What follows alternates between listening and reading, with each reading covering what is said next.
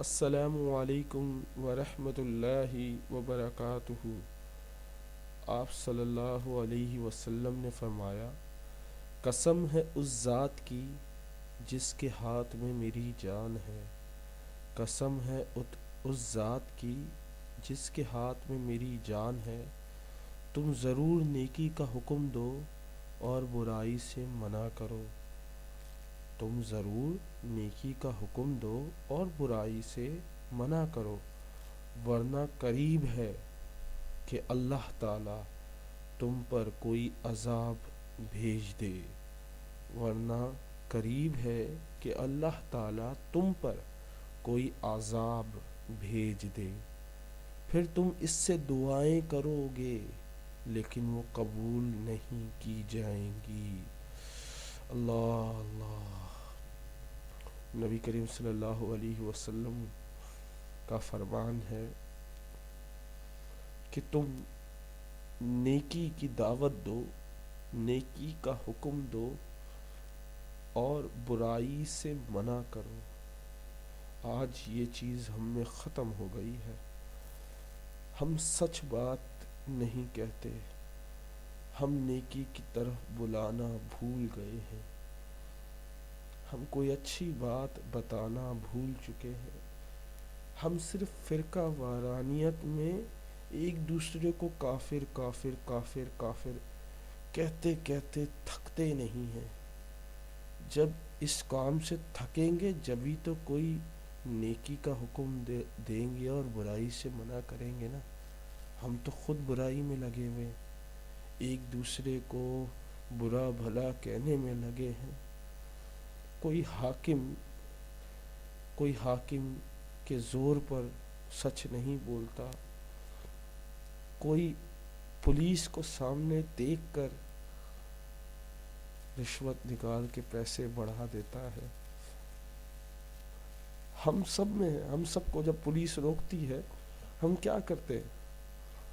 جب وہ جانے نہیں دیتی، یار یہ لے یار چائے پانی، وہ بھی بولتا سر چائے پانی پلائے، کیا وہ گناہ نہیں ہے؟ ہمیں پتہ بھی نہیں کہ ہم گناہ میں ملوث ہیں، ہم صرف اپنی جان چھڑانے کے لیے 100-200 روپے پکڑا دیتے ہیں، لیکن وہ 100-200 ہم پہ کتنے بھاری ہونے والے ہیں، کتنے بڑے عذاب سے ہم پہ بھیجنے والا ہے اللہ، ہمیں نہیں معلوم، کیونکہ ہم نیکی کی دعوت دینا، نیکی کا حکم دینا بھول ہی چکے ہیں، برائی سے منع کرنا بھول ہی چکے ہیں۔ کوئی بھتہ لینے آتا ہے تو فوراً دے دیتے ہیں، کوئی لوٹنے آتا ہے فوراً دے دیتے ہیں۔ یہ نہیں، کسی کی ہمت نہیں ہوتی گن پوائنٹ پہ کہنے کی یہ غلط بات ہے، ایسا نہیں کیجیے۔ اس وقت ہمارے دل کانپ رہے ہوتے ہیں، وہ کہیں گولی نہ چلا دے، کہیں مار نہ دے، اتنا تو کمزور ہمارا دل ہے۔ سب کے دل چھوڑے، میں اپنی بات کرتا ہوں۔ میں ہائی وے سے آ رہا تھا، ہائی وے پہ ایک ہفتے میں 3 سے 4 واردات ہوئی، تو اندر ویسے ہی خوف زدہ تھا، یار کوئی 200 روپے جیب میں، وہی کوئی نہ لوٹ کے چلا جائے، ایک موبائل 3000 روپے کا ہے وہ بھی کوئی نہ لوٹ کے چلا جائے، دل میں وسوسے آ رہے تھے۔ اور پیچھے سے میرا ایک کزن ہے، وہ کبھی وہاں سے، وہ اس کا کہیں اور کام ہے، اتفاق سے وہ آ رہا تھا، مجھے نظر نہیں آیا، میں اپنا بائک چلاتا چلاتا آ رہا تھا، اس نے بھاری آواز میں گاڑی قریب لایا، جو کچھ ہے نکال دو۔ یقین مانیں گے میرا دل اتنی تیزی سے